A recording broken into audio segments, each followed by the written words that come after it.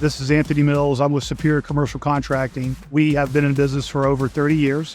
We are a full general contracting company. We also have a division that just specifically works on roofing and exteriors. I'm Matt Mills. I work with Superior Commercial Contracting. I'm the head estimator. We're in Streetsboro, Ohio, working on a blast freezer. It's a new construction project. Superior specializes in doing blast freezers. That's why we were chosen for this project. This project has 3 different zones: a freezer, a refrigerator, and a dry storage.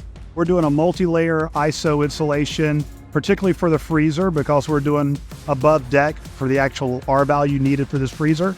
So the IKO products we're putting on the roof, we're putting down 60 mil TPO. We're also putting down 3 layers of staggered IKOTherm on the cooler and freezer sides of the roof. And then on the warehouse section of the roof, we're putting 2 staggered layers of insulation. As far as recommending IKO products, of course we would. We've had a great experience with them. Our crew loves working with IKO. They love the membrane, how malleable and flexible it is.